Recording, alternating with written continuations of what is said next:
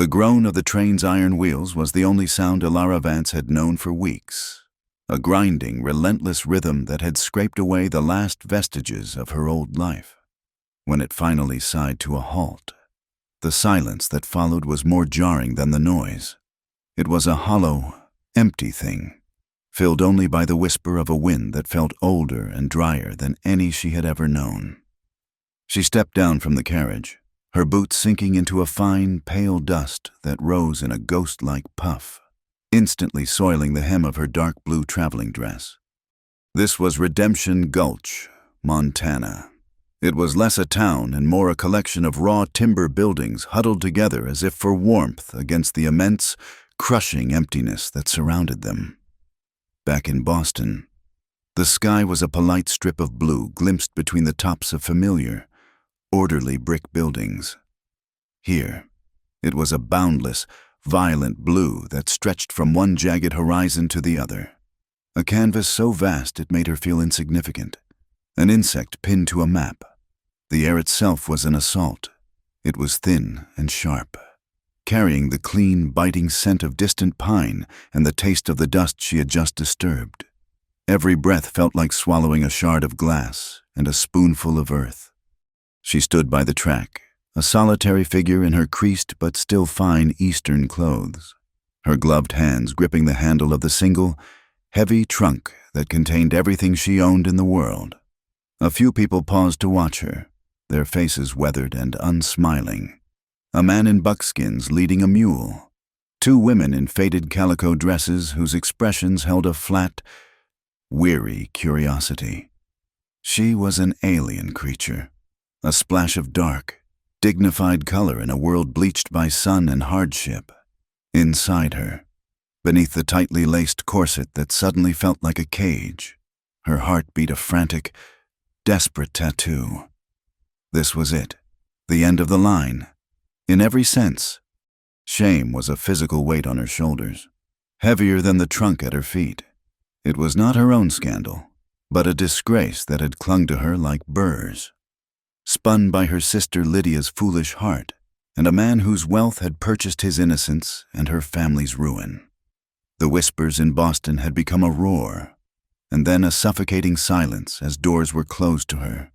Invitations ceased, and friends averted their eyes. She had become a ghost in her own city, penniless and ostracized. This arrangement, brokered by a church circular, was her last humiliating resort. A mail-order bride for a Mr. Elias Thorne, a man she knew only from a single, terse letter that spoke of his property and his requirements in a wife, as if he were ordering a piece of furniture. It was a bid for survival, a fragile, terrifying hope that she could build a new life far from the ashes of the old. Jedediah Stone straightened his back, the muscles protesting as he heaved another sack of flour onto the bed of the C-bar wagon. He was not there to greet anyone, just to load the month's supplies. He paused, wiping a sheen of sweat from his brow with the back of a scarred, calloused hand, and his gaze fell upon the woman standing alone by the tracks. He was a man who seemed to have been carved from the land itself. His face was a roadmap of lines etched by years of squinting into an unforgiving sun. His frame lean and hard. He moved with a quiet economy of motion, a man who had learned not to waste a single word or gesture. He had seen her kind before, mail-order brides, shipped west like dry goods. They usually arrived with one of two expressions, a wide-eyed terror that meant they would be on the next train heading east, or a foolish, misplaced optimism that the land would chew up and spit out within a season. This woman had neither. He saw a stillness in her, a guarded quiet that was not born of fear. He noted the straightness of her spine, the tension in the set of her shoulders that spoke not of fragility, but of a grim, bone-deep resolve. As she lifted her head, taking in the raw, unlovely town, her eyes, clear and intelligent, scanned the scene not as a victim, but as a strategist assessing a battlefield. A flicker of something stirred deep inside him, a ghost of an emotion he could not name. Empathy, perhaps, or just a painful flicker of memory. He saw a fire in her, banked low but burning hot. He had known a woman with a fire like that once. He quickly dismissed the thought, turning back to his work. He had learned long ago, the hard way, that hope was a fool's currency in this country. It bought you nothing but pain. He hefted another sack, the familiar burn in his muscles a welcome distraction from the unwelcome stirring in his soul. A short while later, a handsome carriage, far too elegant for the muddy ruts of the main street, pulled up near the station. The man who stepped out was the very picture of frontier prosperity. Elias Thorne was dressed in a tailored coat and polished boots, a stark contrast to Jed's worn denim and leather. He radiated an aura of absolute ownership. From the vast ranch that bore his name to the banknotes he held on half the businesses in town, he carried himself with the unshakable confidence of a man who had never been denied a single thing he desired. He strode toward Elara, his eyes performing a swift, cold appraisal. He was not looking at his future wife. He was inspecting livestock.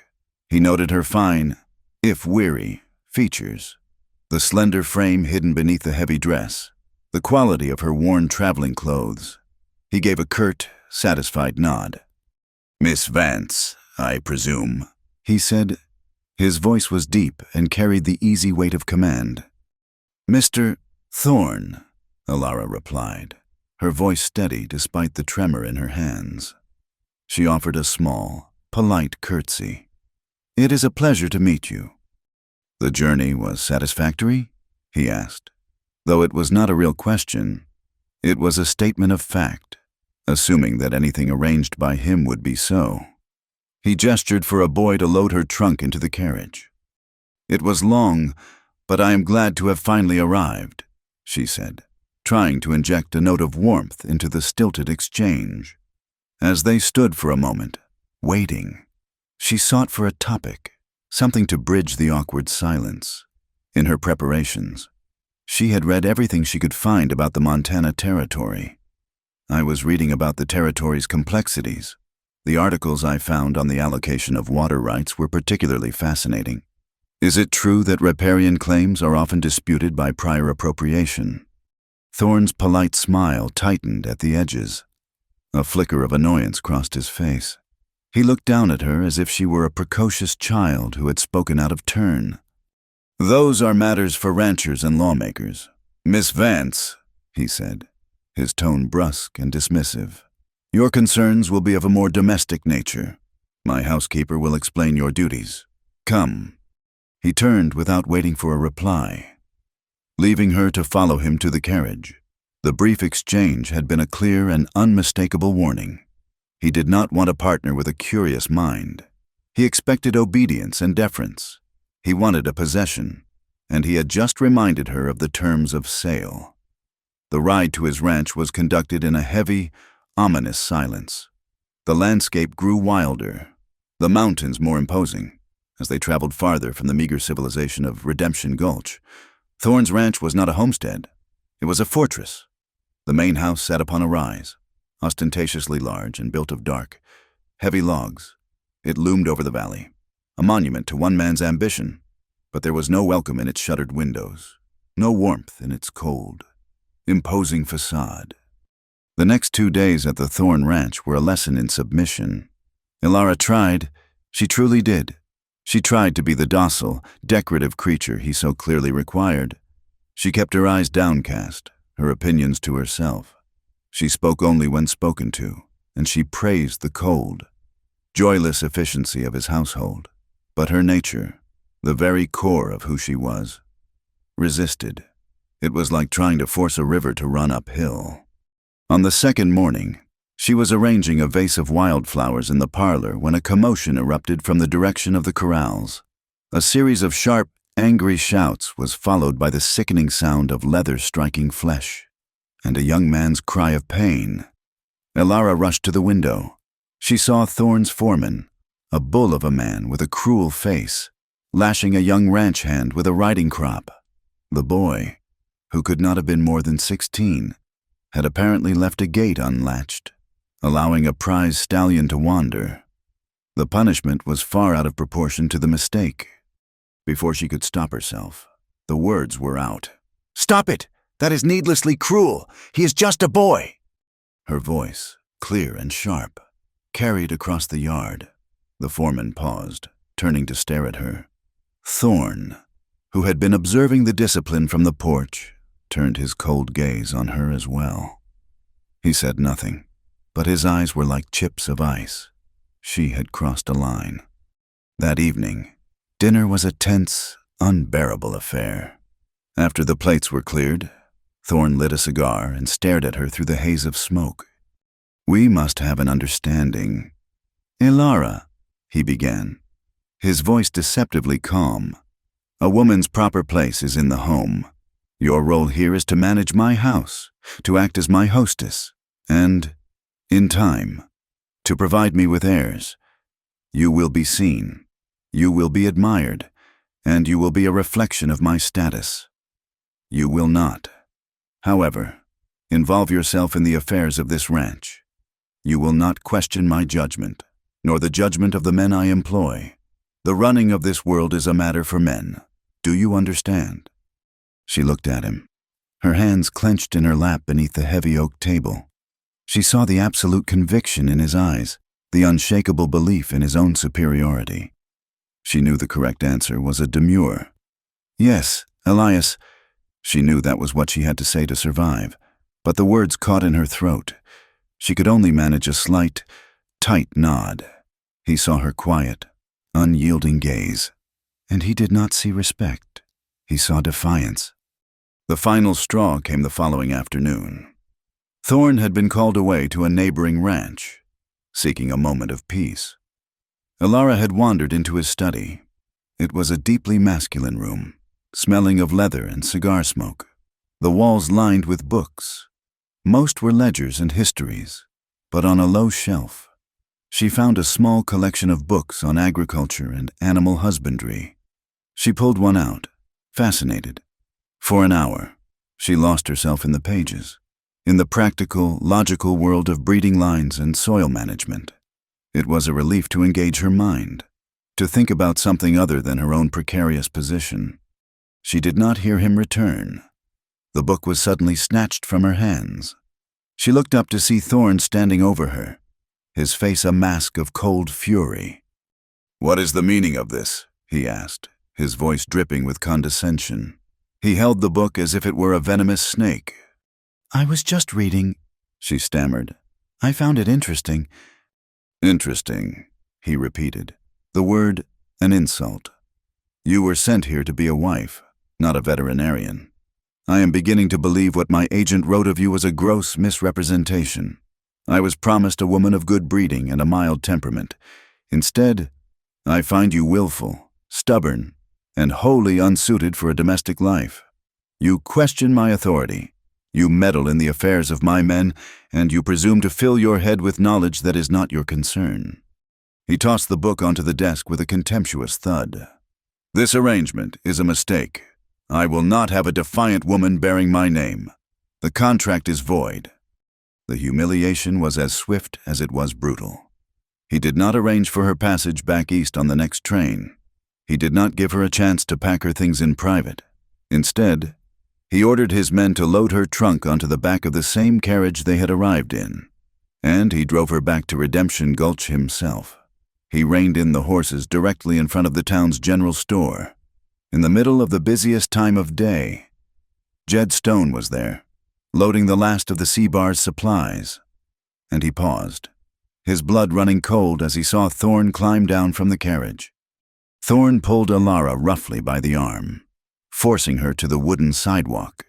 He dumped her trunk beside her with a crash, then, turning to the small crowd of onlookers that had begun to gather, he raised his voice so all could hear.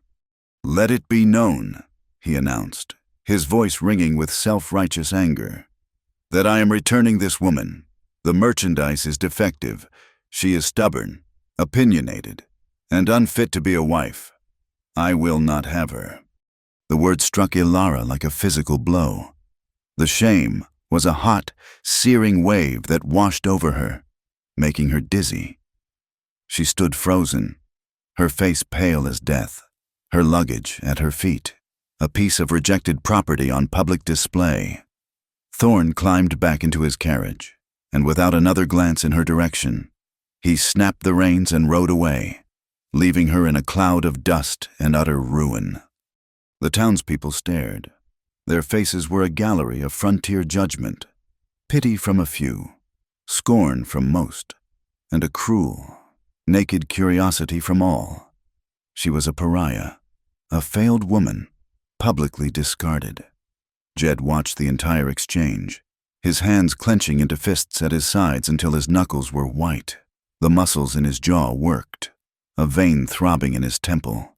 He did not see a defective woman. He saw a woman of incredible courage who had stood before a tyrant and refused to break. The quiet fire he had glimpsed at the station was now a blaze of defiant dignity in the face of absolute catastrophe. A powerful, protective instinct rose in him, an emotion he thought had died and been buried 5 years ago. For a moment, he started to move toward her, to say something, to offer some help, but he stopped. What could he do? He was just a hired hand. To interfere now would only draw more attention, more shame down upon her. Desperate, her mind a numb buzz of shock and fear. Alara picked up her valise and walked on unsteady legs toward the town's only boarding house. The owner's wife met her at the door, her arms crossed, her face a hard knot of disapproval. "We have no rooms," she said flatly, before Alara could even speak. "But your sign?" Alara began, her voice a dry whisper. "I will not have a woman of questionable character under my roof," the woman declared, her voice loud enough for those on the street to hear. "A woman Mr. Thorne himself sent away. It would ruin our reputation." The door was shut firmly in her face. Every door was now closed to her. She had no money, no connections, and nowhere to go. Her only option was the one building in town that traded in desperation, the saloon. It was a noisy, rough place, but a sign in the window advertised rooms for rent. Taking a deep breath, Alara pushed open the swinging doors. The saloon was run by a widow named Martha, a woman with flint in her eyes and a network of fine lines around her mouth that spoke of a hard life. She listened to Alara's clipped, quiet request for a room, her expression cynical and assessing. She had seen everything this life had to offer, and she was not a charitable woman. "I have a room," Martha said, wiping the bar with a damp rag. "But you have no money. Thorne made sure the whole town knows that." "I can work," Alara said, her voice gaining a sliver of strength. "I will do anything." Martha looked her over, from her fine, ruined dress to her soft, uncalloused hands. "Anything?" she asked, a dry, humorless smile touching her lips. "The only work I have is for a laundress and a mender, washing and patching the clothes of miners and cowboys. It is hard. Dirty work, not for a lady like you." "I am no longer a lady," Alara said, meeting the woman's gaze without flinching. "I am a woman who needs to survive." Martha stared at her for a long moment, then gave a curt nod. The bargain was harsh. A small, drafty room above the saloon, in exchange for endless, thankless labor. It was a fall so great it was dizzying, but it was survival. "I accept," Alara said without hesitation. Pride was a luxury she could no longer afford. She spent her first night of freedom in a cramped room that smelled of stale beer and sawdust. The raucous sounds of a tinny piano and the loud talk of drunken men filtered up through the floorboards, a constant reminder of where she was. She lay on the narrow, lumpy cot, staring into the darkness. But she did not cry. The tears would not come. In their place, a cold, hard resolve settled deep in her heart. Elias Thorne had tried to break her. This town had tried to shame her. She would not let them. She would endure. Late that night, long after the last drunk had been thrown out and the piano had fallen silent, Jed Stone walked silently down the town's main street. The image of Alara's face, pale and shocked but so fiercely dignified, was burned into his mind. He could not sleep.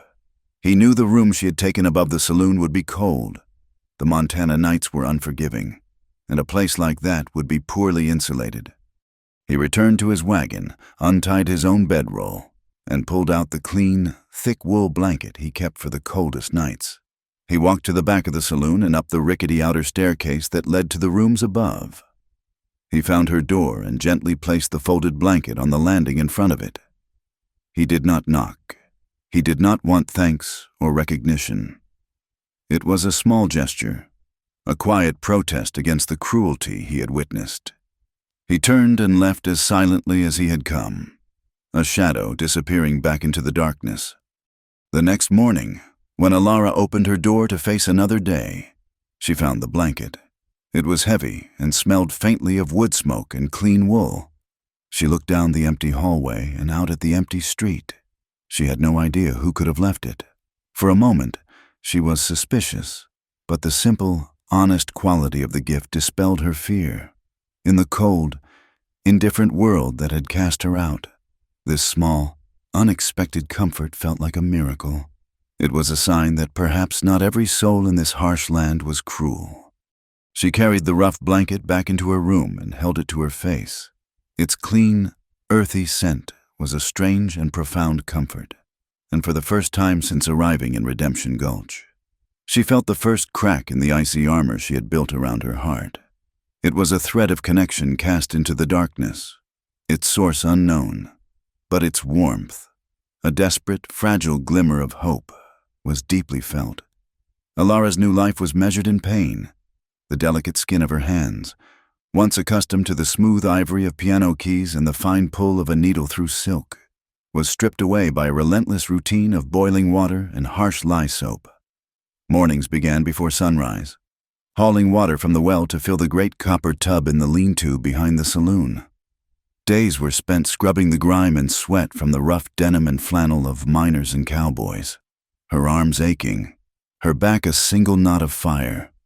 Evenings were passed in the flickering lamplight of her small room, her fingers, now raw and chapped, pushing a needle through torn shirts and ripped seams until her eyes burned from the strain. The saloon itself was a brutal education in the social order of the West. During the day, it was a quiet, shadowy place, smelling of stale beer and regret. At night, it exploded into a cacophony of loud talk, rough laughter, and the relentless, tinny music of the piano. To the men who drank and gambled their meager earnings away, she was largely invisible, a servant to be ignored as she swept sawdust or collected empty glasses. Occasionally, a man's gaze would linger too long, his eyes filled with a crude assessment that made her skin crawl. But Martha's watchful presence, and the shotgun she kept behind the bar, was a potent deterrent. The true cruelty, however, came not from the rough men in the saloon, but from the respectable women of Redemption Gulch, the church-going wives, the merchants' spouses. They were the ones who perfected the art of social ostracism.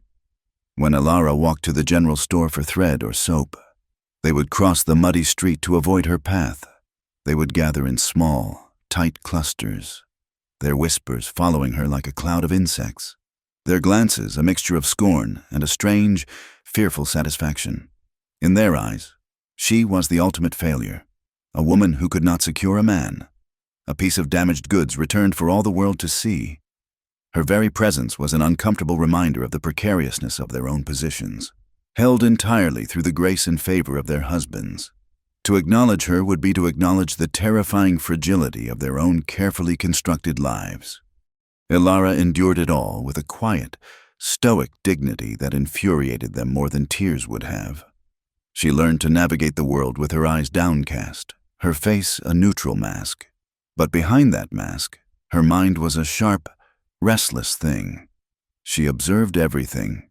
She saw how the town sheriff, a man named Cobb, deferred to Elias Thorne on every matter.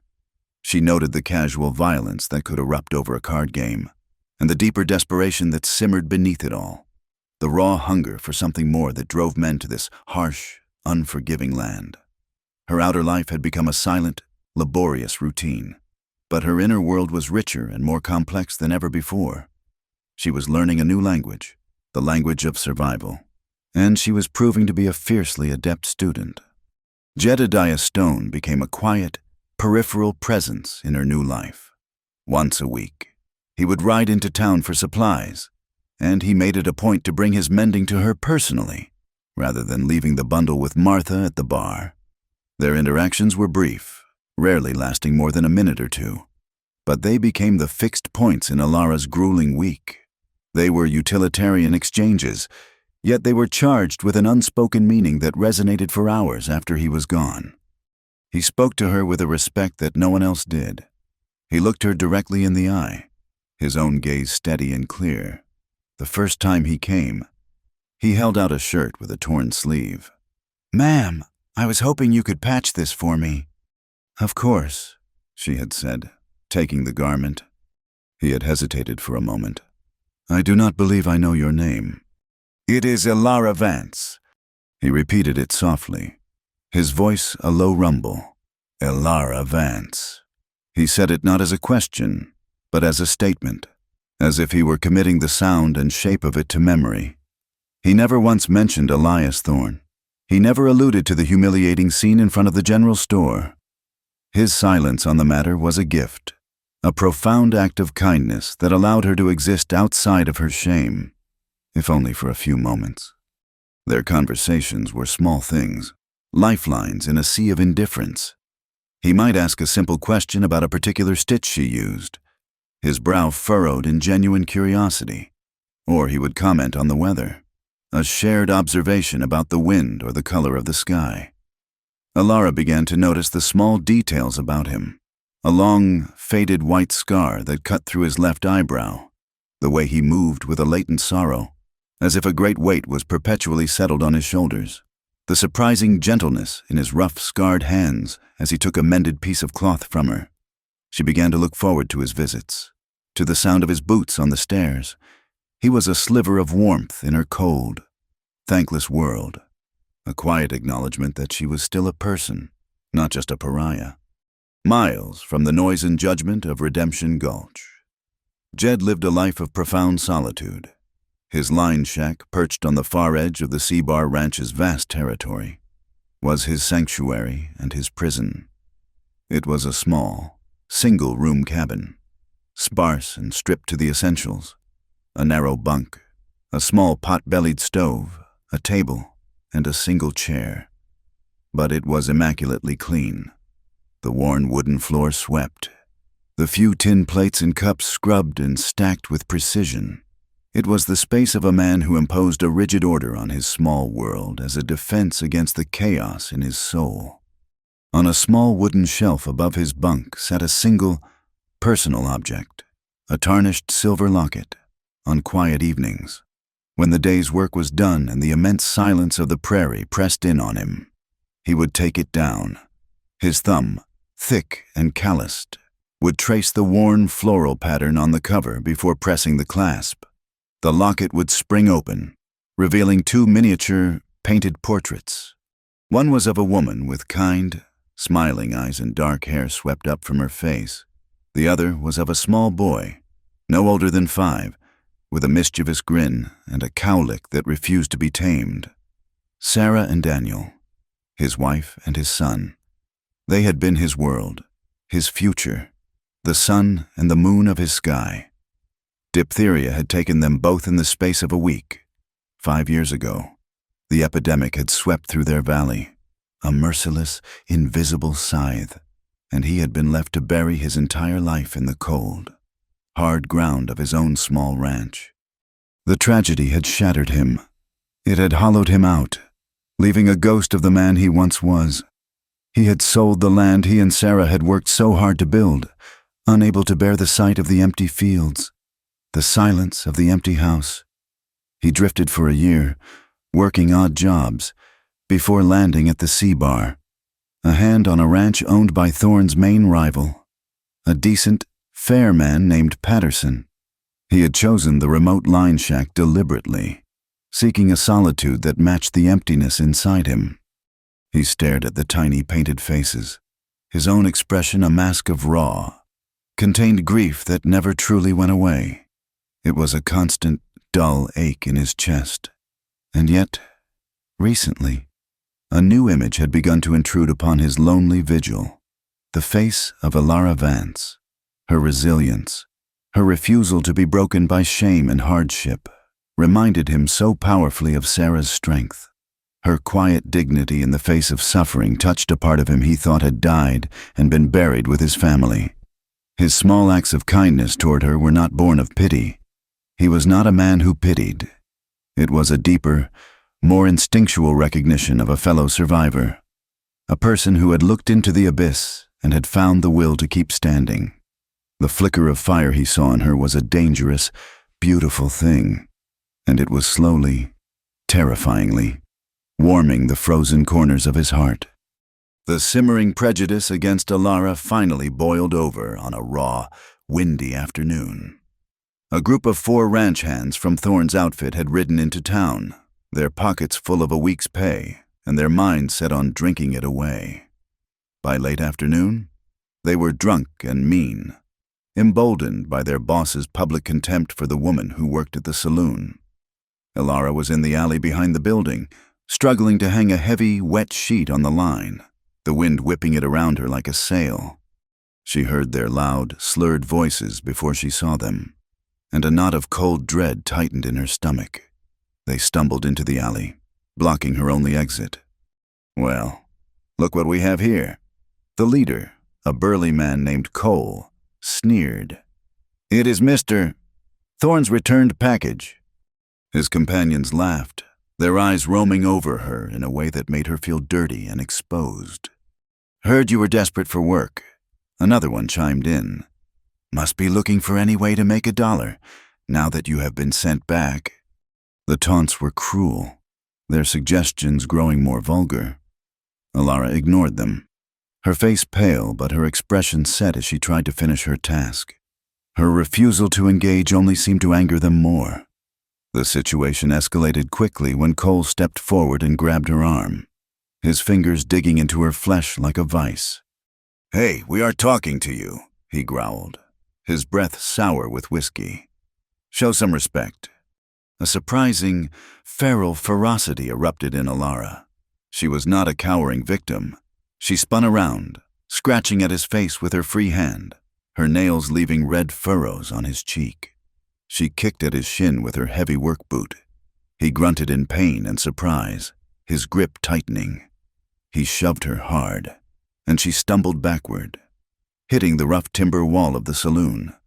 For a moment, she saw black spots dance in her vision. The other men started to close in, their amusement turning to menace. At that exact moment, Jed appeared at the mouth of the alley.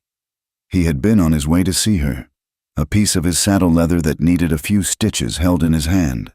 He took in the scene in a single, cold glance. Alara, cornered and fighting, the 4 men advancing on her. He did not shout. He did not draw his gun. He simply walked into the alley, his movements calm and deliberate, his presence radiating a cold, lethal quiet. "Let her go," he said. His voice was low and flat, devoid of emotion, which made it far more chilling than any yell. The men turned, surprised. They knew Jed Stone by reputation, a quiet man who kept to himself, but one you did not cross. Cole, his face smarting, scoffed. "This is not your business. Stone, ride on." Jed did not move. He just looked at Cole, his eyes changing. The quiet sadness that usually resided there was gone, replaced by a look of pure, bottomless rage, an icy fire that promised swift and terrible violence. Cole had seen that look in men before, usually right before they started killing. He hesitated, his drunken bravado suddenly evaporating in the face of that silent, deadly promise. He released Alara's arm as if it had burned him. "She is not worth the trouble anyway," he muttered, trying to save face. He and his men shuffled past Jed and out of the alley, casting nervous, resentful glances over their shoulders. The immediate aftermath of the attack was intensely emotional. The alley was suddenly quiet. The only sounds, the flapping of the sheet on the line and Alara's ragged breathing. Her composure, held so tightly for so long, finally broke. A shudder ran through her entire body. Jed did not rush to her, did not crowd her. He simply stood near, a silent, protective wall between her and the world. He took off his worn denim jacket and gently draped it over her shoulders. The fabric was warm from his body and smelled of leather and clean sweat. "Are you hurt?" he asked, his voice rough with a concern that was almost painful to hear. She shook her head, unable to speak, afraid that if she opened her mouth, a sob would escape. He saw a thin trickle of blood on her cheek where she had scraped it against the wall. Gently, almost hesitantly, he reached out his hand and brushed a stray piece of hair away from the cut. His calloused fingertips barely grazed her skin, but the brief touch was like a bolt of lightning, a jolt of pure connection that passed between them. It was the first time they had ever touched. It was not a romantic gesture. It was something deeper, a primal acknowledgement of shared vulnerability and his unspoken vow of protection. He walked her to the back door of the saloon. He waited until she was safely inside.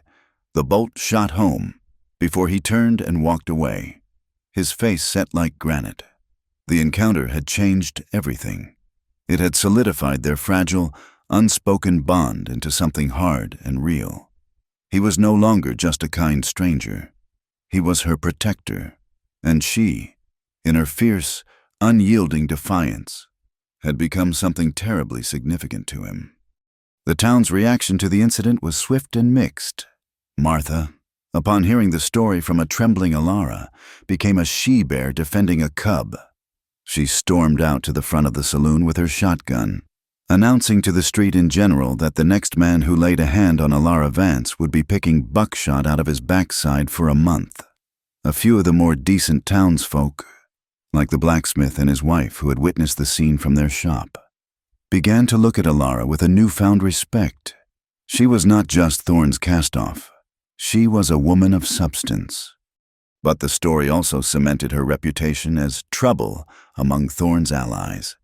Elias Thorne himself heard of the incident within the hour. He was infuriated. That Jedediah stone, a common hand from his rival Patterson's ranch, had dared to intervene on behalf of that woman. It was a personal challenge, an insult to his authority, his animosity, once directed solely at Alara, now expanded to include Jed. He began to see them as a linked pair, a thorn in his side that needed to be plucked out and discarded. The social prejudice against Alara now had a dangerous personal edge, backed by the wealth and power of the most influential man in the valley. A few nights after the attack, a sudden, fierce autumn storm rolled in from the mountains. The wind howled like a grieving animal, and rain lashed against the flimsy saloon building in horizontal sheets. Alara could not sleep. She sat on the edge of her cot, wrapped in Jed's wool blanket, and watched the storm from her small window. Lightning bleached the world white for a split second, illuminating the desolate, muddy street, followed by a darkness so complete it felt absolute. She felt a profound sense of isolation, the wild, untamed power of the storm, a perfect mirror for the turmoil in her own soul. Yet, she also found a strange, fierce beauty in its power, a reflection of the untamed spirit she was slowly discovering within herself. Across the street, in a small room at the hotel, Jed Stone stood at his own window. The creek had washed out, making the ride back to his line shack impossible. So he had been forced to take a room for the night. From his vantage point, he could see the faint, flickering candlelight in her window, a single, small point of light against the raging darkness. He watched her silhouette as she moved past the window, and he felt an intense, aching pull towards her. A desire to cross the storm-swept street and stand with her against the night. They were alone, separated by a tempest. Yet, in that moment, they were profoundly connected by their shared solitude and the powerful, unspoken feelings that were growing between them like a stubborn wildflower in rocky soil. The storm was the world, brutal and indifferent, and they were two solitary lights, watching each other from a distance, burning against the dark. The first snow came not as a gentle dusting, but as a silent, savage assault. It began in the dead of night, thick, heavy flakes falling from a sky the color of iron, and by morning, Redemption Gulch was buried. The world had been stripped of color, reduced to a stark landscape of white and black. The jagged peaks of the mountains looming like ghostly teeth against the bruised gray sky. The beauty of it was pristine and absolute, but it was a deceptive beauty. The cold, clean allure of a predator. This was the opening salvo of a long and brutal war, a season of hardship that could kill a man as surely as a bullet. The snow isolated the town, choking the passes and turning the single track of the railroad into a frozen, impassable line. A siege mentality took hold, nerves frayed, tempers shortened. For Alara, the shift in the environment was a tangible threat. Her meager earnings, paid in scrip for the general store, were barely enough to cover a small sack of flour and a bit of salt pork. They were certainly not enough for the warmer clothes she desperately needed, or the extra firewood required to fight the biting cold that seeped through the thin walls of her room. Winter became her antagonist. She fought it with a grim determination that was forged in the quiet, desperate hours of the night. She learned to be resourceful in ways she had never imagined. When the sole of her boot came loose, she did not despair. She patiently learned to patch it with a piece of scrap leather from Martha and an awl borrowed from the blacksmith. She learned to make a thin stew from the cheapest cuts of meat and whatever root vegetables she could afford, simmering it for hours to make it stretch over 2 or 3 days. She became an expert at banking the small fire in her stove, arranging the coals just so, coaxing the heat to last through the long, frigid nights as she huddled in her cot, reading one of her 2 remaining books by the faint, flickering light of a precious candle. She was being stripped down to her very essence, and what she found there was not the fragile Boston lady she had once been, but something harder, more resilient, something that would not, could not, be broken. Elias Thorne did not forget. His ego, deeply bruised by Alara's public defiance and Jed's quiet intervention, festered like an infected wound. He could not abide the fact that they both still drew breath in his valley. He began a subtle but insidious campaign to crush what little life Alara had managed to build. His cruelty was not overt. It was the slow, inexorable pressure of a glacier, designed to grind her down to nothing. He used his greatest weapon, money. He paid a visit to Mr. Henderson at the general store. The conversation was brief and polite. Thorne simply remarked on the weather, inquired about Henderson's family, and then mentioned, in a casual tone, that he would be deeply disappointed to see the store extending credit to a woman of such low character as the one working at the saloon. He went on to say that such poor judgment might force him to take his ranch's considerable business, the lifeblood of the store, to a more discerning establishment in the next county. The threat, unspoken but perfectly clear, hung in the air. The next day, when Alara tried to get a small bag of beans on credit until her weekly pay, Mr. Henderson, his face a mask of pained apology, refused her. Thorne then turned his attention to Martha. He found her one morning sweeping the boardwalk in front of the saloon. He tipped his hat, a gesture of respect that was entirely false. He reminded her, his voice smooth as silk, that he held the note on her property. He suggested that housing a known troublemaker, a woman who attracted the sort of violent riffraff his own men had unfortunately proven to be, might be bad for business. It might even, he mused, affect her ability to make her payments on time. Martha, who had buried 2 husbands and fought off countless drunken fools, was not a woman who intimidated easily. She leaned on her broom, looked him dead in the eye, and told him precisely where he could go, in language that made a nearby mule skinner blush. Thorne's smile never wavered, but his eyes turned to ice. He tipped his hat again and walked away. The threat had been made. Martha was defiant, but Alara saw the new worry in her eyes. Another layer of anxiety had been added to her precarious existence, another wall closing in. Thorne was trying to starve her out, to make her so desperate that she would either flee the valley in shame or come crawling back to him, begging for a mercy he had no intention of granting. Jed saw it all. He was a quiet observer, but he missed nothing. He saw the pained look on Henderson's face when Alara left the store empty-handed. He heard the whispers about Thorne's visit to Martha. He could not fight Thorne directly. To do so would be to lose his job, his shack, his only reason for remaining in the valley. A direct confrontation would only bring more trouble down on Alara. So he fought back in the only way he could, in the shadows. He began to leave things. One morning, Alara found a 50-pound sack of flour leaning against the back steps of the saloon. A few days later, a string of 3 freshly dressed rabbits appeared in the kitchen, left with Martha with the quiet, simple instruction that they were for the kitchen. Once a week, the saloon's dwindling woodpile would be mysteriously replenished overnight with a stack of neatly cut, seasoned pine. Alara knew it was him. There was no one else it could be. She never spoke of the gifts, never acknowledged them directly. She understood the need for his discretion, the danger he was putting himself in. But in the quiet of her room, a profound gratitude and a deepening, terrifying affection grew in her heart.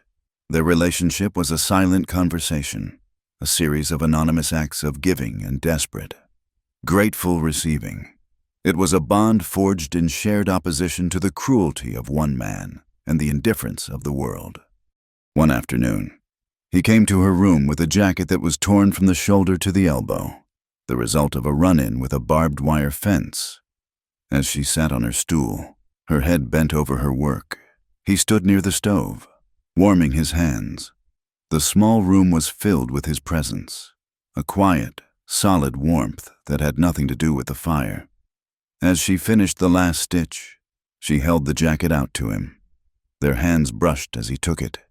This time, the contact was not accidental or brief. His fingers closed gently over hers, a moment of deliberate, lingering touch. Alara's breath caught in her throat. She looked up, and his eyes were on her, his gaze intense and searching. In that shared glance, a world of understanding passed between them.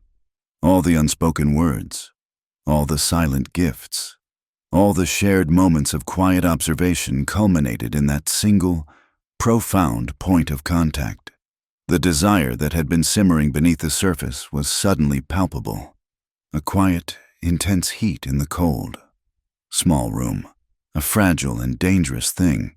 He released her hand, gave a curt nod, and left without a word. The first true crisis of the winter was precipitated by the silence from the Miller homestead. The Millers were a young family, trying to scratch a living out of a small, remote plot a few miles from town. They were known to be struggling. With the heavy snow, no one had seen or heard from them in over a week. A collective worry began to settle over the town. The sheriff, a decent man when not under Thorne's thumb, organized a small party to ride out and check on them. Jed, known throughout the valley for his tracking skills and his intimate knowledge of the harsh terrain, volunteered to lead. Alara, who had spoken to a heavily pregnant Mrs. Miller in the general store weeks before, was consumed with a cold, creeping dread. She knew they would have little in the way of supplies, taking the few coins she had saved, her emergency fund. She went to the store. She bought a small packet of dried willow bark for fever, some chamomile, and the makings for a nourishing broth. It was almost everything she had, but she did not hesitate.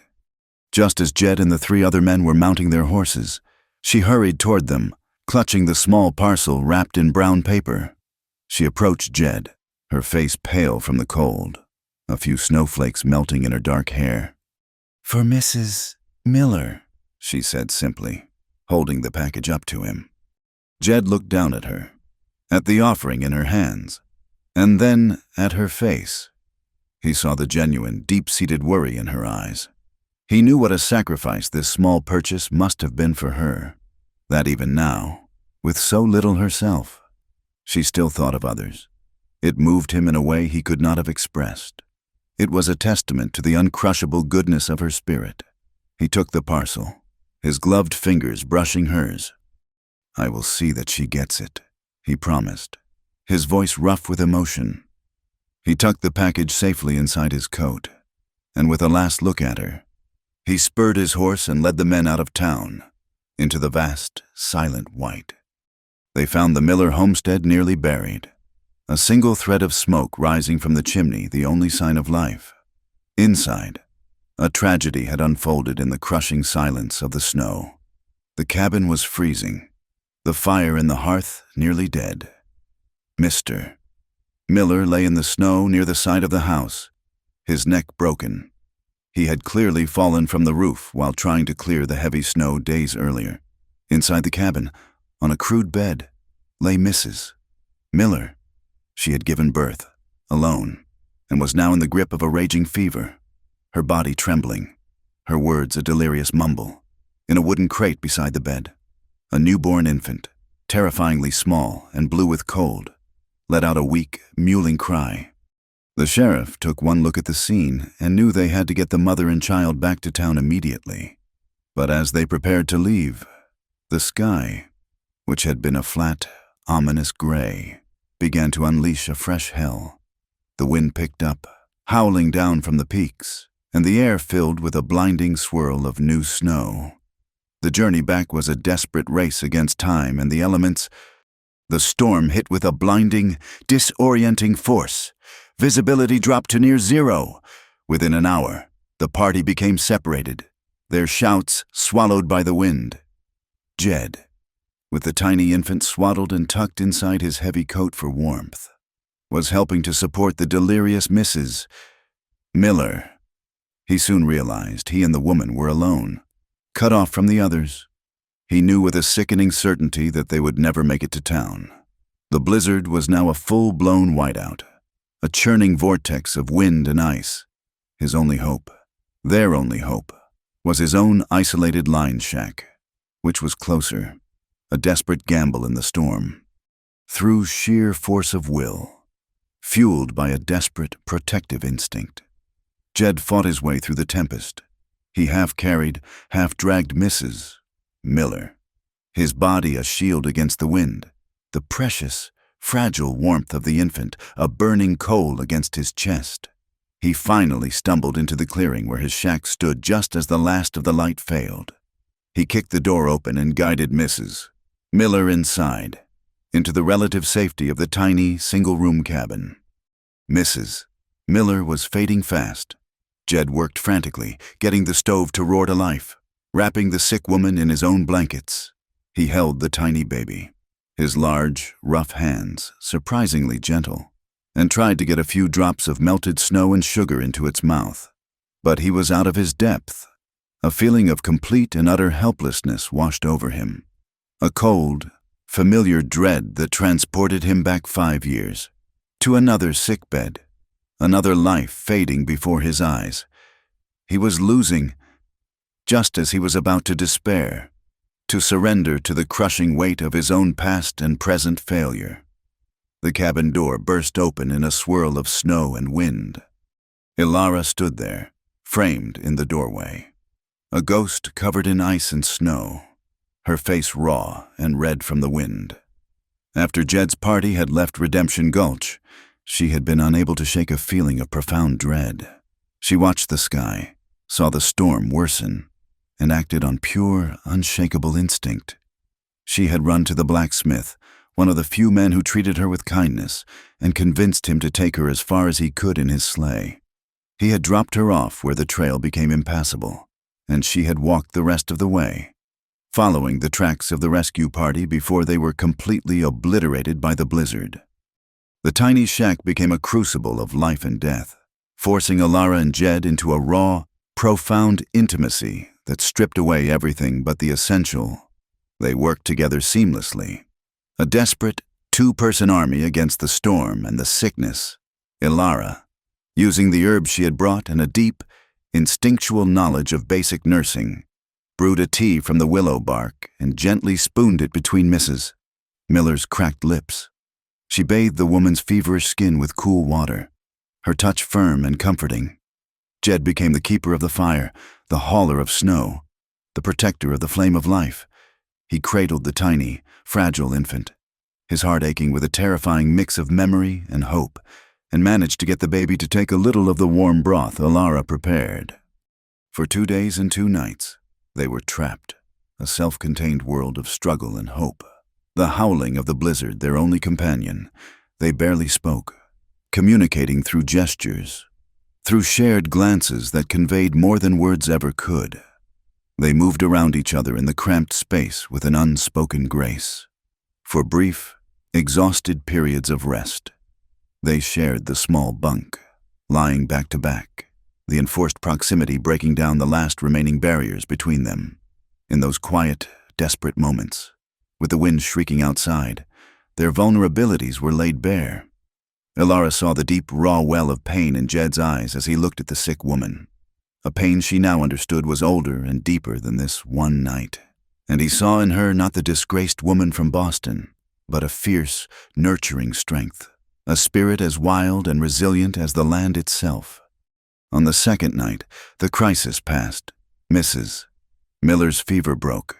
She woke, weak but lucid, and was able to feed her baby. The relief was so overwhelming, so absolute. It left them both trembling, hollowed out with exhaustion. They stood together by the single small window, watching as the wind finally died down, the snow easing to a gentle fall. The storm outside had calmed, and a storm of emotion inside them, long suppressed, finally broke. Jed turned to her, his face etched with exhaustion and a raw, unguarded emotion she had never seen there before. His voice was thick. "How did you know?" he asked. It was not a question about the trail or the storm. It was about something deeper.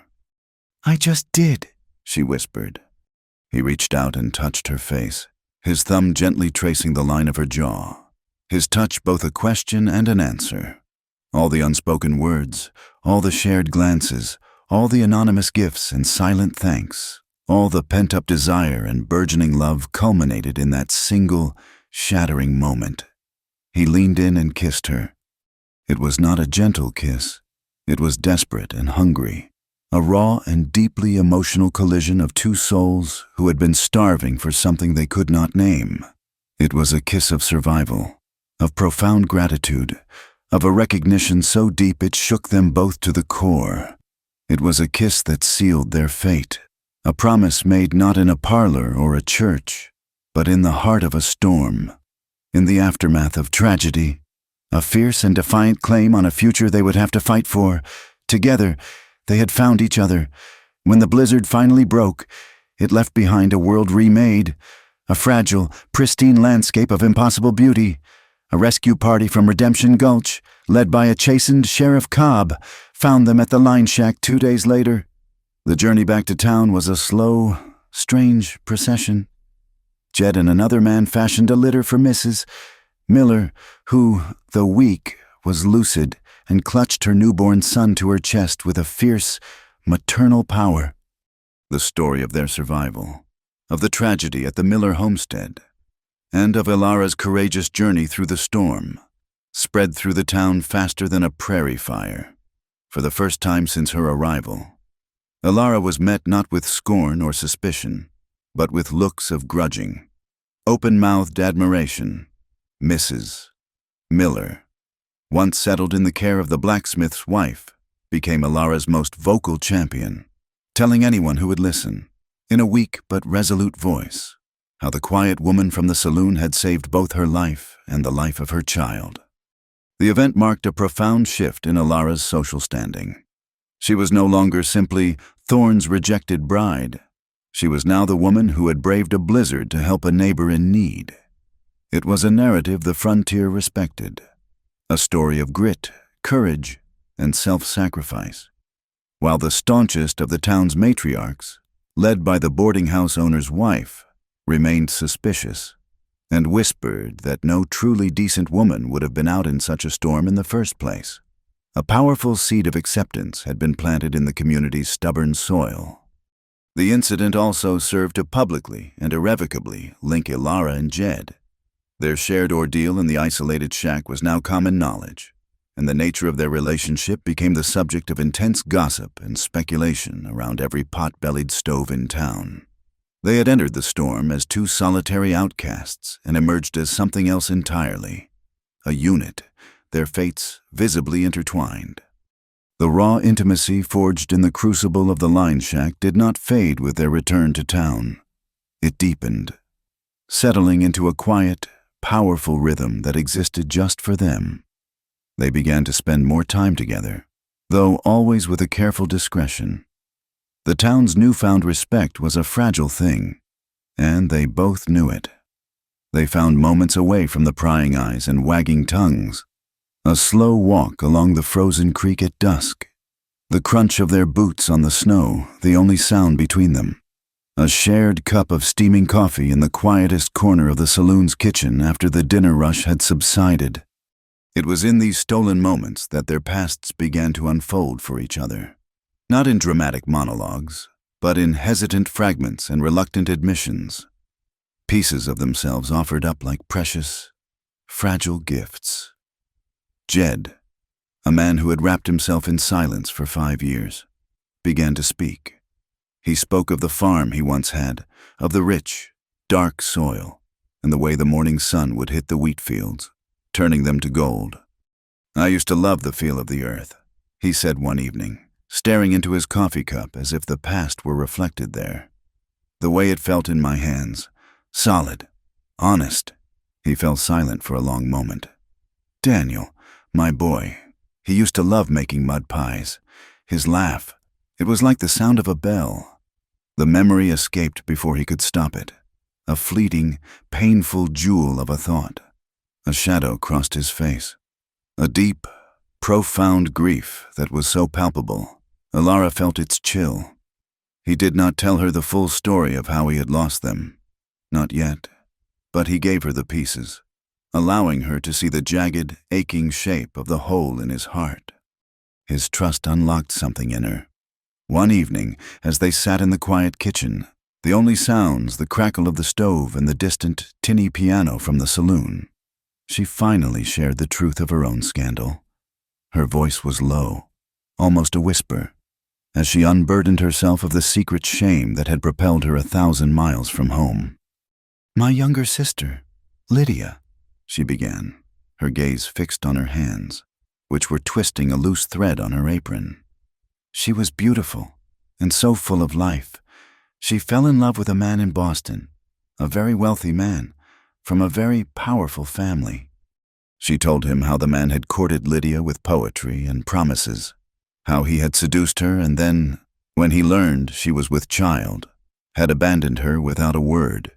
He had treated her like a momentary amusement, a diversion to be discarded. "My father, he was a good man, an honorable man. He could not let it stand. He went to the man's family, not for money, but for a name for the child, for Lydia's honor." Alara's voice grew tight with a remembered fury. "They destroyed him. They twisted his intentions, accused him of blackmail, of trying to extort money from them. They used their influence, their lawyers, their newspapers. My father was a respected merchant. Overnight, he was a pariah. His business partners abandoned him. The bank called in his loans. He was ruined." She finally looked up at Jed, her eyes shimmering with unshed tears. "The strain, the shame, it killed him. He was dead within the year, and Lydia, she lost the baby. She lost herself. I was left to care for her and my grieving mother, with no money and no prospects. Our family name a disgrace." The mail-order bride arrangement had not been a choice, but a final, desperate act, a humiliating attempt to secure a future, any future, for what was left of her family. The revelation was a profound tragedy that recontextualized everything about her. Her famous stubbornness, the quality Thorne had so despised, was not pride. It was the fierce, protective armor of a woman who had seen firsthand how the powerful and the privileged prey on the vulnerable, and how easily a good man could be crushed for daring to seek justice. Jed listened to her story, his expression hardening into a cold, dangerous anger on her behalf. His hands, resting on the table, had clenched into fists. He finally understood the source of her deep distrust, of her quiet, unshakable strength. The fire he so admired in her was not just a feature of her personality, It had been forged in the crucible of an injustice that had destroyed her family and stolen her life. When she finished, he reached across the table and covered her trembling hands with his own. He did not offer empty words of comfort. He simply said, "I am sorry." But in his voice, she heard an echo of her own outrage, a promise of shared conviction. He understood. Their fragile peace was shattered by the arrival of the afternoon stagecoach a week later. A stranger stepped out, a man so jarringly out of place in Redemption Gulch that he seemed to have stepped from another world. He was handsome, impeccably dressed in a fine wool suit and a polished bowler hat, and he moved with a charismatic, easy grace. He carried with him an air of East Coast sophistication, of wealth and casual power. Ilara was crossing the street from the general store when she saw him. She froze mid-step, the small bag of flour she was carrying slipping from her numb fingers and bursting on the frozen ground. A look of pure, unadulterated terror washed over her face, draining it of all color. It was him, Julian Croft, the man who had ruined her sister, destroyed her father, and annihilated her world. Croft, it turned out, was a business associate of Elias Thorne. He had come west as an agent for a Boston investment syndicate, sent to assess Thorne's vast holdings for a potential partnership. His presence in Redemption Gulch was a catastrophic, impossible collision of Ilara's past and her present. He scanned the raw, muddy street with an expression of faint amusement, and then his eyes landed on her. For a split second, there was a flicker of surprise, and then it was replaced by a slow, cruel, predatory smile of recognition. He did not see a threat. He did not even see a woman he had wronged. He saw a piece of unfinished business, an object for his amusement, a loose thread from his past that had unexpectedly appeared in this dreary, provincial backwater. That evening, in the cold, ostentatious parlor of his ranch house, Elias Thorne found a kindred spirit in Julian Croft, over brandy and cigars. Thorne lamented the uncivilized nature of the territory and the difficulty of finding a woman of suitable breeding, alluding to his own recent, failed experiment. It was then that Croft, with a conspiratorial smile, shared the truth of Ilara Vance's past. He spun a masterful, poisonous tale. He painted Ilara's father as a scheming extortionist who had tried to trap him into marriage with his conniving daughter. Lydia, Ilara, he implied, was cut from the same cloth, part of a family of ambitious grifters who used their feminine wiles to prey on wealthy men. The story was a perfect, diabolical lie, and Thorne drank it in like fine wine. It reinforced his own initial judgment of Ilara, confirming his belief that her intelligence and spirit were not signs of character, but proof of a devious and unsuitable nature. It gave him what he saw as moral justification for his cruelty. Croft, for his part, saw a perfect opportunity. With Thorne's power behind him, he could amuse himself by tormenting Ilara, and perhaps silence her permanently, ensuring the true story of his past transgressions remained buried. Their combined power, Thorne's local influence and financial leverage, and Croft's ruthless, sophisticated cunning, created a formidable and terrifying threat. They began immediately. Croft, with his easy charm, started spreading the vicious rumors himself, subtly poisoning the well of Ilara's newfound respectability, twisting her family's tragedy into a story of her own conniving seduction. The re-emergence of her tormentor sent Ilara into a spiral of fear and despair. The trauma she had thought she had left 1,000 miles behind was now here, in the one place she had begun to feel safe, her small room above the saloon.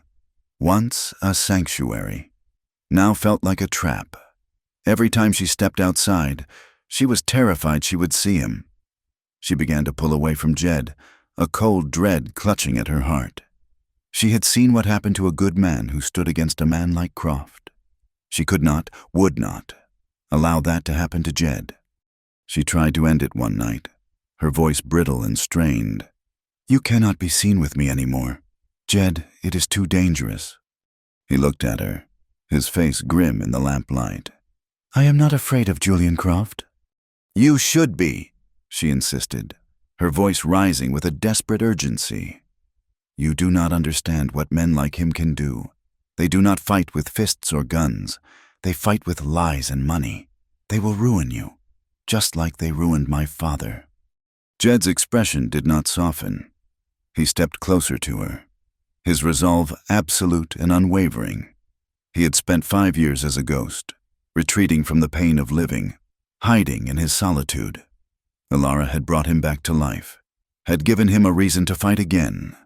He would not abandon her now. He would not run. What happened to your father was a tragedy, he said, his voice low and firm. But I am not your father, and you are not alone this time. Your fight is my fight now. Elara. His words were a vow. Protecting her meant he had to fully re-engage with the world, with all its potential for pain and loss. It was a choice he made without hesitation. He would not let her face this demon alone. Thorne and Croft, seeing that their rumors were not enough to drive Elara out, escalated their plot. They knew that a direct assault on her might now be met with resistance from the townsfolk who remembered her heroism in the blizzard. So they decided to remove her protector. The plan was simple and vicious. Thorne, using his authority as the valley's most powerful rancher, would accuse Jed of rustling cattle from his herd. One cold, moonless night, Cole, the same foreman who had harassed Elara in the alley, rode out to Jed's line shack. He carried with him a C-bar branding iron, its mark the sign of Thorne's ranch. He planted it deep in the woodpile behind the shack, a piece of manufactured evidence, a simple, damning lie. 2 days later, Sheriff Cobb, accompanied by Thorne and 2 of his men, rode out to the shack. Jed was mending a bridle on his small porch when they arrived. He looked up, his face unreadable, as Thorne made the formal accusation. "Jedediah Stone," Thorne declared, his voice full of false solemnity. "I am charging you with the theft of 10 head of my cattle. Sheriff, search the premises." It did not take them long to find the branding iron. Cobb held it up, his own face a mixture of regret and resignation. He was a man firmly in Thorne's pocket, and he had his orders. "Jed, I'm going to have to place you under arrest." The arrest was a public spectacle, exactly as Thorne had intended. They brought him back to Redemption Gulch in the middle of the day, his hands bound in front of him. They paraded him down the main street, a deliberate act of humiliation designed to sever his connection to Elara, to show the town what happened to those who crossed Elias Thorne. Elara was at the saloon window when she saw them. Her heart stopped. She ran out onto the boardwalk, her hand flying to her mouth. Jed did not resist. He walked quietly, his head held high, his expression a mask of grim determination. As they passed the saloon, his eyes found hers in the small crowd that had gathered. In that brief, silent exchange, a world of meaning passed between them. A promise, a warning, a vow to be strong. She was left standing alone on the wooden sidewalk once more, her protector now a prisoner. Her worst fears had been realized. Her presence, her past, had brought danger and ruin to the one person in this world who had shown her true kindness.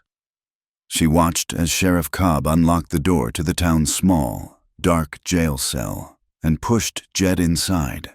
The heavy door slammed shut, the bolt sliding home with a sound of sickening finality. The weight of a seemingly hopeless battle settled upon her, heavy and cold as a tombstone. Jed's imprisonment began the darkest chapter of his life. The jail was a suffocating box of rough-hewn planks, 12 feet by 8, with a single, small window high on one wall, its bars casting stripes of shadow across the dirt floor. The air was thick with the smell of stale sweat and despair.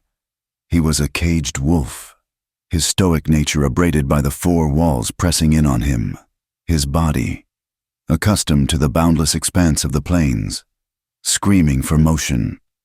The weight of the false accusation was a heavy, constant pressure, but it was not what tortured him, what ate at his soul, what kept him pacing the small cell like a phantom.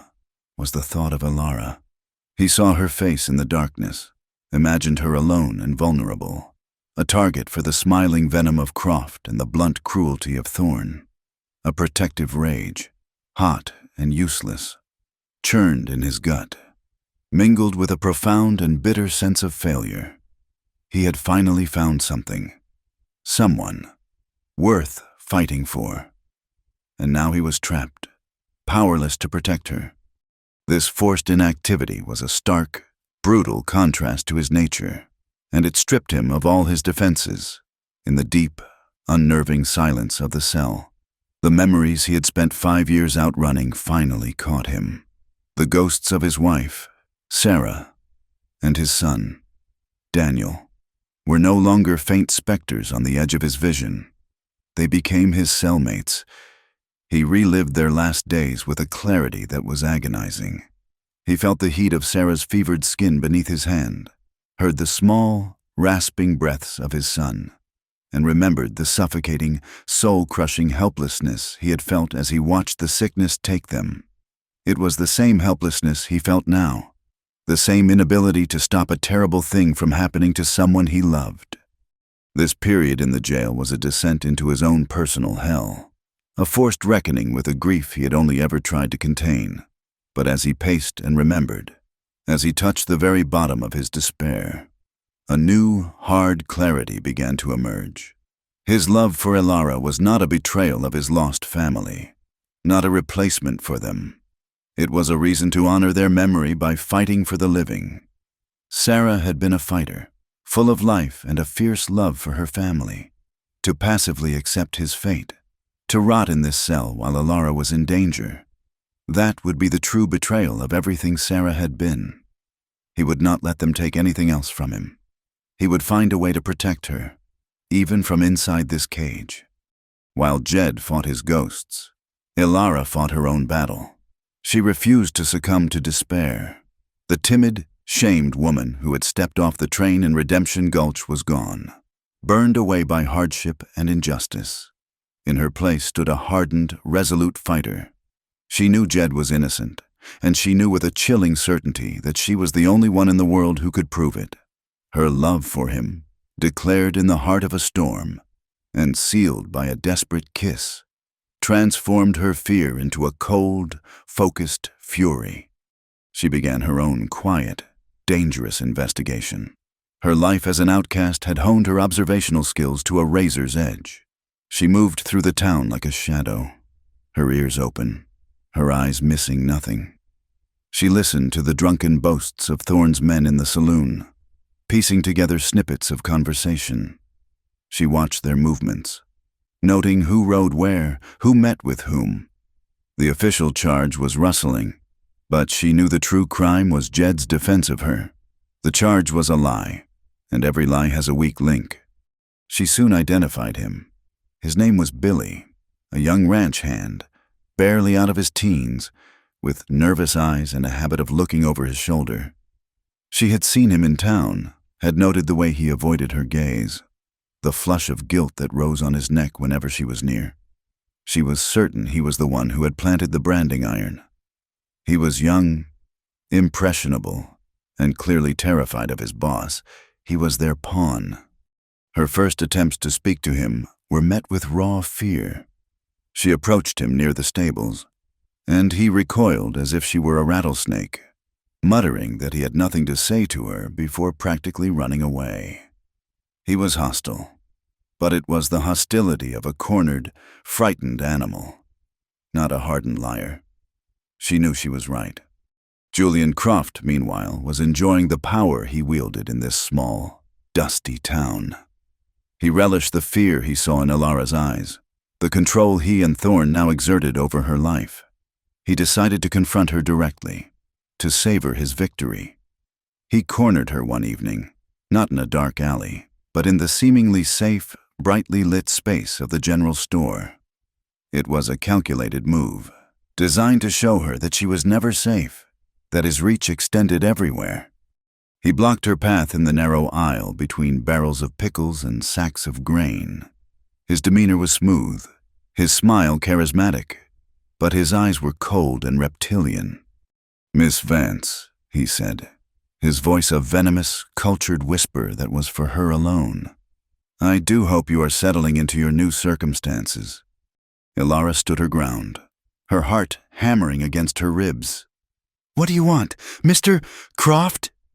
"I want to offer you some friendly advice," he purred. "Your cowboy friend, Stone, he is going to hang. Thorne has the judge in his pocket, and the evidence is quite compelling. It is a foregone conclusion." He paused, letting the words sink in. "After he is gone, Thorne will have no more use for this town's charity toward you. You will be out on the street, but I am a man of sympathies." He stepped closer, invading her space, his cologne cloying and foul. "I might be persuaded to speak to Thorne on your behalf, perhaps find a place for you, under my protection. All it would require is for you to be a little more agreeable than you were in Boston." It was the ultimate violation, an attempt not just to threaten her, but to defile her spirit, to break her completely with the same casual cruelty he had used on her sister. It was in this moment that Ilara's transformation became absolute. She did not cower. She did not cry. She looked him dead in the eye, and her own gaze was so full of cold, controlled rage that it momentarily startled him. "Men like you and Mr. Thorne," she said, her voice low and trembling, not with fear, but with a fury so profound it was almost elemental. "You make the same mistake, over and over. You believe that because you have power, you can crush anyone you please. You always underestimate the people you try to break." She straightened to her full height. "I would rather die in a ditch than accept anything from you. Stay away from me." She pushed past him, her shoulder brushing his, and walked out of the store without looking back, leaving him standing in the aisle, his handsome face contorted in a mask of seething, narcissistic rage. Her utter contempt had stunned him. Her defiance had sealed her fate in his eyes. He would no longer be content to merely torment her. Now, he would destroy her. The emotional climax of their ordeal was reached 2 nights later. Ilara took the last few dollars she had on earth and pressed them into the sweaty palm of the deputy, a slack-jawed man named Peters. For 5 minutes alone with the prisoner, the scene in the small, foul-smelling jail was heart-wrenching. Jed gripped the cold iron bars of his cell door, his knuckles white. They could only speak through the bars, their fingers close enough to feel the warmth of each other, but unable to truly touch. "He is going to hang you, Jed?" she whispered, her voice breaking. She told him what Croft had said, what he had offered.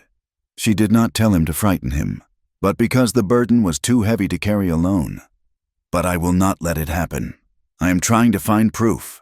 I know who planted the iron, a boy named Billy. I will not give up."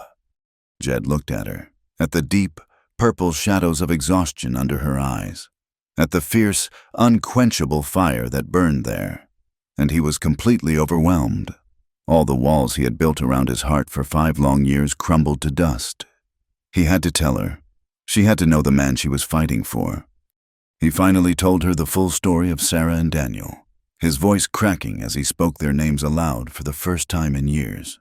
He told her how he had sat by their beds, useless, as the fever consumed them, how he had dug their graves with his own hands, and how a part of him had been buried with them.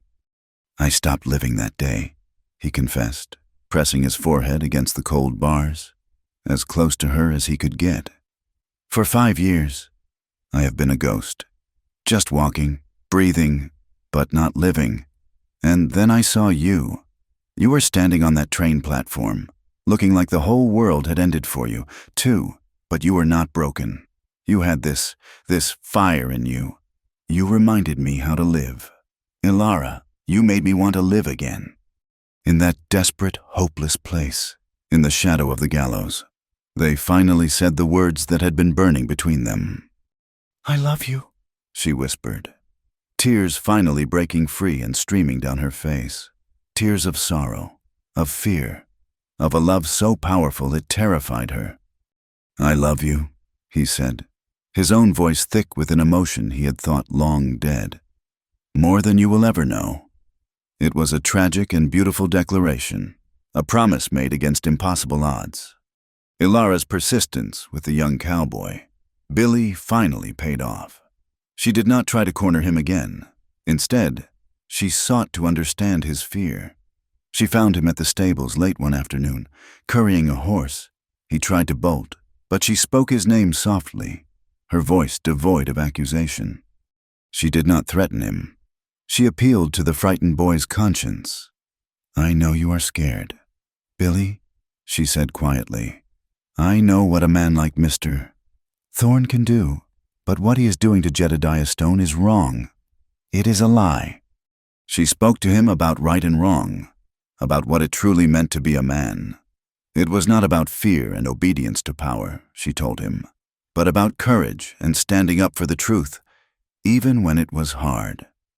She told him about Jed, about his fundamental decency, about how he had protected her when no one else would. Her words, combined with the heavy weight of his own guilt, began to wear him down. He was trapped between his mortal fear of Thorne and his knowledge of the terrible injustice he had helped commit. The internal conflict was tearing him apart. The story's climax came with the violence and speed of a lightning strike. Croft, enraged by Ilara's public defiance and impatient with Thorne's legal scheming, decided to take matters into his own hands. As Ilara left the stables after her talk with Billy, her words still hanging in the cold evening air, Croft stepped out from the shadows of the livery. He grabbed her, his hand clamped over her mouth, and dragged her into the darkness. His intentions brutally clear.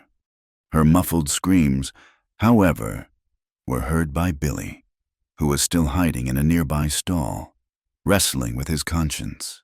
In that moment, something inside him snapped. He saw the truth of Ilara's words. In a single, explosive moment of redemptive courage, he ran not away, but toward the center of town, toward the jail, shouting for the sheriff at the top of his lungs. Simultaneously, inside his cell, Jed heard it, a distant, terrified scream that he recognized in his very soul. It was Ilara. He broke. A surge of adrenaline-fueled strength born of love and pure, primal rage flooded his body. He threw himself at the rotting wooden frame of the small window. The wood splintered. With a savage roar, he ripped the entire frame from the wall, iron bars and all. He used the heavy object as a battering ram, smashing it against the rusty lock on his cell door until it burst from its housing. He was free. He burst into the darkened livery just as Croft overpowered Ilara, tearing at her dress. The ensuing fight was not a stylized Western brawl. It was brutal, desperate, and ugly. Jed fought with a primal ferocity he had not unleashed in years, a man with nothing left to lose fighting for the only thing he had left to live for. He landed a bone-jarring punch that sent Croft stumbling backward. They crashed into stalls, the sounds of their struggle echoing in the cavernous space. The fight ended when Croft, gasping for breath, pulled a concealed derringer from his coat pocket. He fired, the shot deafening in the enclosed space. But in that split second, Ilara shoved him with all her might. The shot went wild, burying itself in a ceiling beam. As they struggled for the small, deadly weapon, it went off again with a sickening crack. Croft's body went rigid. A look of shocked surprise crossed his face, and he collapsed to the floor, killed by his own gun. At that exact moment, the sheriff and a small crowd, alerted by Billy, arrived with lanterns held high. They skidded to a halt, their light illuminating a scene of chaos. Julian Croft, dead on the floor in a pool of blood. Ilara bruised and trembling, her dress torn, and Jed standing over the body, a bloody, exhausted, and terrifying protector. Before anyone could speak, Billy stepped forward from the crowd, his face pale but his voice clear and steady.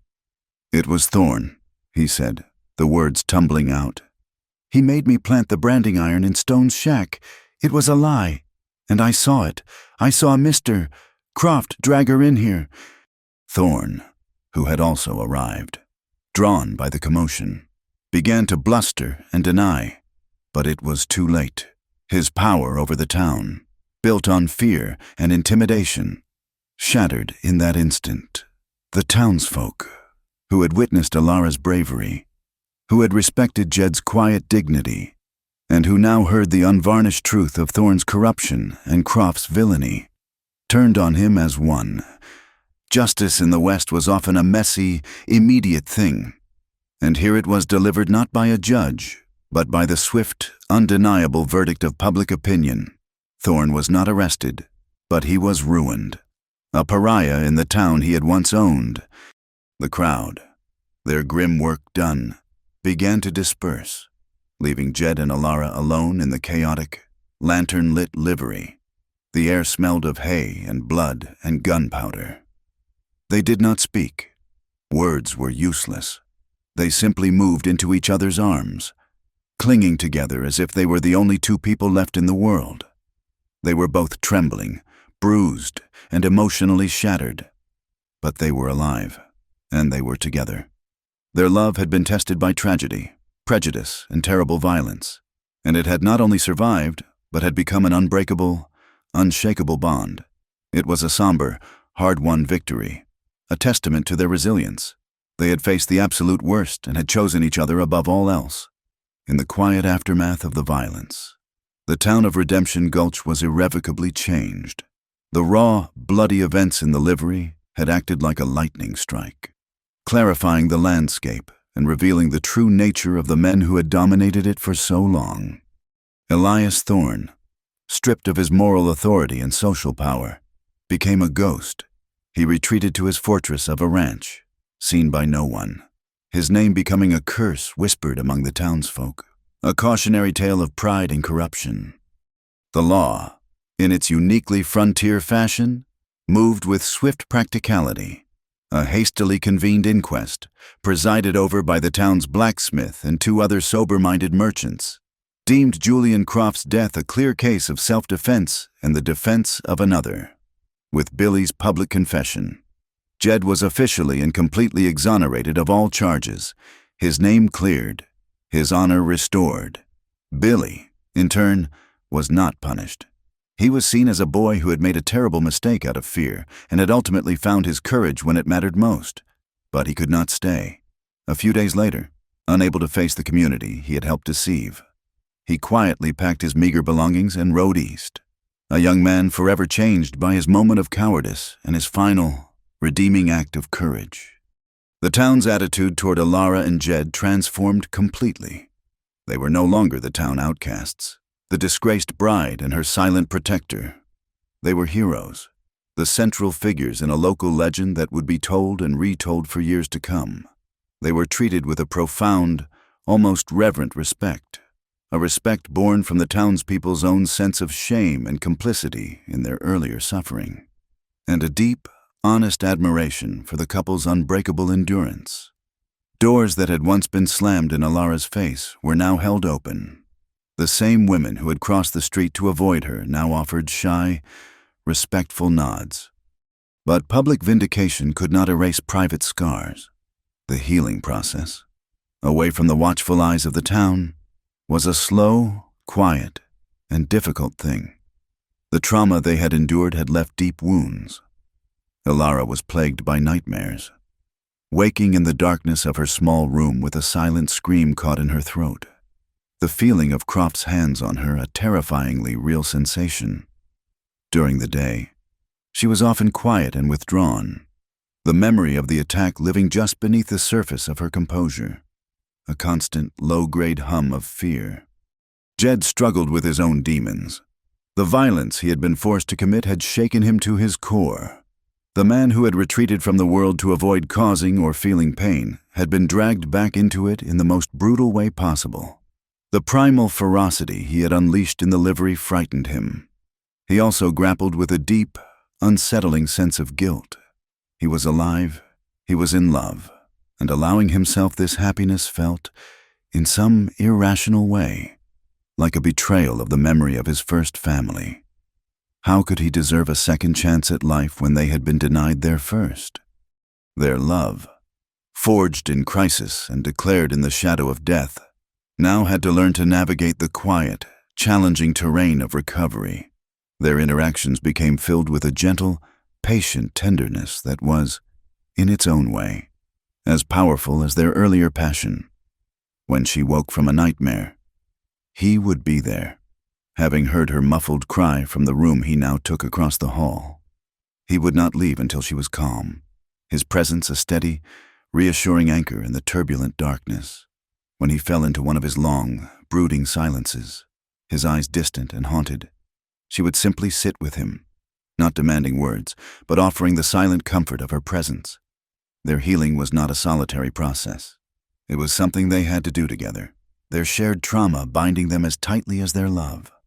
After a few weeks, they made the decision to leave Redemption Gulch. While the town now accepted them, the memories there were too painful. The livery, the general store, the jailhouse. Every corner held a ghost. It was not a place where they could truly heal. They needed to build a new life on new ground.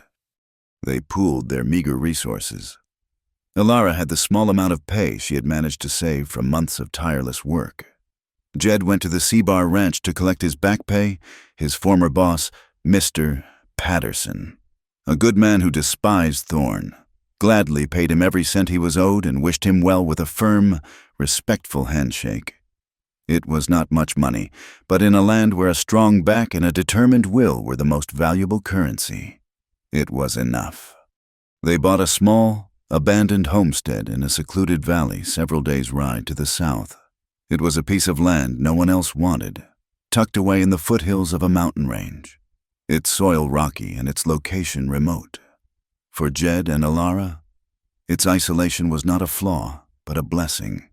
It was a place to build a life away from the ghosts and the gossip, a place where they could be defined only by what they were to each other. The journey to their new home was a symbolic pilgrimage. With their few possessions packed on a single mule, they rode away from Redemption Gulch, not looking back. It was a deliberate act of leaving the pain behind and riding together toward a shared, uncertain future. The landscape they traveled through was still harsh and wild, the mountains indifferent, the sky immense. But now, viewed together, it seemed less threatening. It felt like a blank canvas, a world of possibility. The physical act of building their home became a powerful metaphor for the rebuilding of their lives. The small log cabin on their new land was dilapidated, the roof sagging, a cold wind whistling through the chinking, but it was theirs. From dawn until dusk, they worked side by side, their shared purpose a silent, steady rhythm. The work was backbreaking, but it was honest and purposeful, a balm for their wounded souls. He taught her how to properly wield an axe, how to split logs with a clean, satisfying crack. He showed her how to mix mud and moss to chink the walls, sealing them against the wind. She, in turn, drew on a surprising well of knowledge from the books her father had owned. She showed him how to choose the best patch of land for a garden, how to read the soil, and how to plant the hardy vegetables that could survive the short, intense growing season. Every log they set in place, every patch of rocky soil they tilled and cleared, was a tangible, defiant step toward their future, a testament to their will to not just survive, but to build. During this time, the intense, desperate desire from their early encounters softened and deepened into an abiding, unshakable intimacy. Their love was expressed not just in passionate kisses stolen at the end of an exhausting day, but in the simple, everyday acts of a true partnership. It was in the way he would bring her a cup of hot coffee as the sun rose, in the way she would gently dress a cut on his hand from a slip of an axe. It was in the shared meal of rabbit stew and potatoes eaten by the fire, their bodies aching with a good and honest fatigue. It was in the way they would fall into an exhausted sleep in each other's arms, their bodies fitting together as if they had been made for that very purpose. They were not just lovers. They were partners in the truest and deepest sense of the word, building a world for themselves out of nothing but their own sweat, their own resilience, and their profound love for one another. The true climax of their healing came one evening several months after they had settled. The cabin was secure, the garden was planted, and a sense of permanence had begun to take root. Jed had spent a week in his spare moments working on a surprise for her. He presented it to her that evening, a small, sturdy rocking chair, crafted from seasoned pine, its lines simple and beautiful. He had made her a symbol of home, of peace. As she sat in it for the first time, a small, wondrous smile on her face. He knelt before her on the floor they had built together. He reached into his shirt pocket and pulled out the tarnished silver locket. He had never shown it to her before. His hands, usually so steady, trembled slightly as he opened it. With a voice thick with an emotion he no longer tried to hide, he told her about them. He told her not just how they had died, but how they had lived. He spoke of Sarah's kindness, of her fierce laugh, of the way she had loved the smell of the prairie after a rainstorm. He told her about Daniel's boundless, joyful energy, of his fascination with bugs and clouds, of the way he would fall asleep with his small, grubby hand clutching Jed's finger. It was not an act of clinging to a painful past, but a brave and profound act of integration. He was sharing the most broken and sacred parts of himself with her, trusting her completely with the full measure of his grief. Elara listened, her hand resting gently on his, tears welling in her eyes and tracing silent paths down her cheeks. When he was finished, a long, peaceful silence filled the small cabin. She did not offer empty platitudes or words of comfort. She simply squeezed his hand and said, her voice full of a deep and loving wisdom, "Thank you for telling me about them. They are a part of you, which means they are a part of us now." In that moment, the ghosts of Jed's past were no longer specters that stood between them.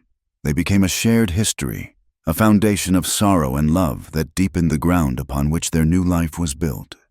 He was finally able to grieve his past without letting it poison his future.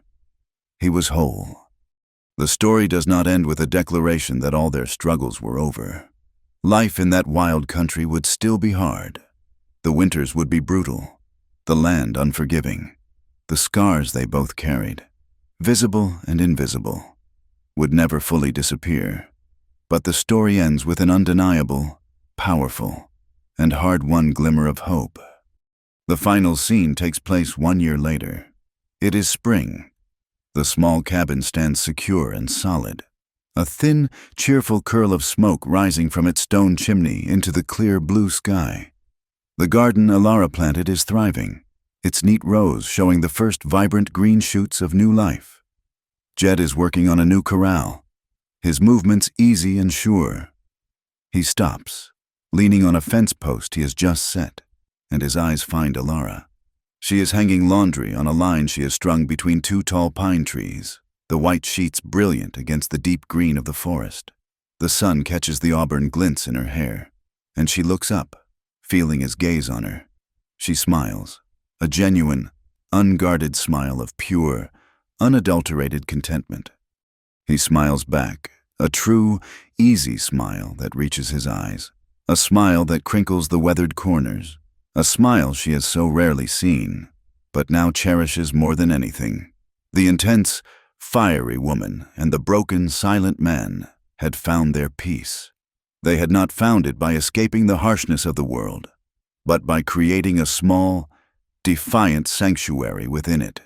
Their love was their home, the wild, unforgiving landscape that had once symbolized their isolation now surrounded them like a protective embrace, a silent testament to their survival, and to the enduring, resilient power of a love that was strong enough to overcome tragedy, injustice, and the very heart of the American West. Thank you for listening to our story around the campfire tonight. Let us know where you are listening from in the comments so we can all connect. And be sure to subscribe to the Wild West Campfire channel and share your thoughts in English.